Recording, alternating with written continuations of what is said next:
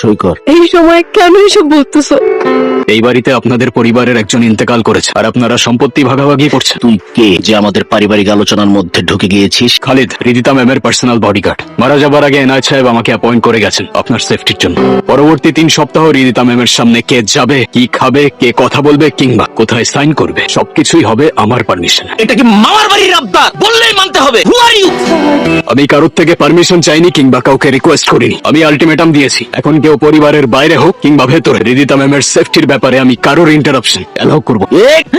লাশ সামনে রেখে দুনিয়াবি হিসাব নিকাশ শোনার জন্য চরম অসম্মানের। আপনারা সবাই দ্রুত জানাজা ও দাফনের ব্যবস্থা করুন।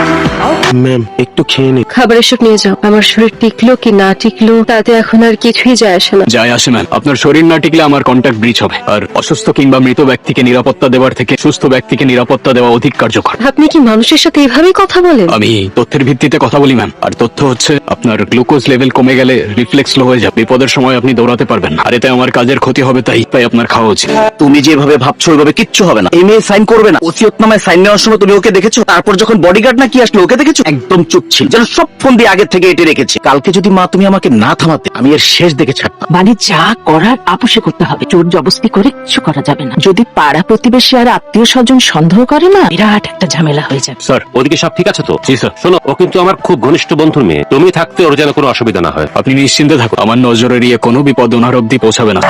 বাবা চলে যাওয়ার পর বাগানটা কেমন ফ্যাকাশ হয়ে গেছে, তাই না? বলতে পারছি না ম্যাম, এখানে কখনো আগে আসিনি আমি। বাবা সব সময় বলতেন মানুষ মারা গেলে নাকি তার প্রিয় বাগানটাও শোক পালন করে। শোক পালনের বিষয়টা ঠিক জানি না ম্যাম, তবে বাগানের মালিক না থাকলে দ্রুত আগাছা জন্মায়, আর আগাছা জন্মালে আসল গাছগুলো মরে যায়। আপনার চারপাশটাও এখন আগাছায় ভরা। জানেন, এই পৃথিবীতে একমাত্র বাবাই আমাকে সব থেকে বেশি ভালোবাসতো। মা মারা যাওয়ার পর কোনোদিন মার অভাব বুঝতে দেয়নি। কালকে যাকে দেখলাম উনি। মা মারা যাওয়ার পর বাবা ওনাকে বিয়ে করে। উনি নিজের সন্তানের মতোই আমাকে দেখে, অনেক আদরও করে। ম্যাম, যে আদর করে আপনাকে বন্দি করে রাখে সেটা যত্ন না বরং শক্ত এক খাঁচা। আমি দেখেছিলাম কাল, তার এক হাত আপনার কাঁধে ছিল আর এক হাত ওসিয়তনামার ফাইল।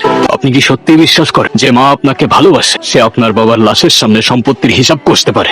তোকে দেখে আমার কলিজাটা ফেটে যাচ্ছে রে মা। তোকে একাই ঘরে থাকতে দেখে আমার বুকটার মধ্যে খা খা করছে। চল মা, আমার ঘরে চল। তাছাড়া তোর সাথে আমার জরুরি কিছু কথাও আছে। জরুরি কথাগুলো দয়া করে এখানেই শেষ করুন। দেয়াল বদলে গেলে হয়তো আপনার কথাগুলোর অর্থও বদলে যেতে পারে। এটা কি ধরনের বেয়াদবি? আমার মেয়ের সাথে আমি একটু সুখ দুঃখের কথা বলবো, সেখানেও তোমার অনুমতি নিতে হবে? সমস্যা নেই খালিদ। আর মা কি বলতেছো? অনুমতি কেন নিতে হবে? আমার কাজ অনুমতি দেওয়া না ম্যাম, তবে আপনার সুখ দুঃখের কথার জন্য যদি রিদিতা ম্যামের নিরাপত্তার কোনো ইন্টারাপ্ট হয় সেক্ষেত্রে আপনার কথার মাঝে দেয়াল হয়ে দাঁড়ানোই আমার কাজ। যা বলার আমার সামনেই বলুন। তুমি ভুলে যেও না, এই বাড়িতে আমার স্বামী তোমাকে রেখেছে।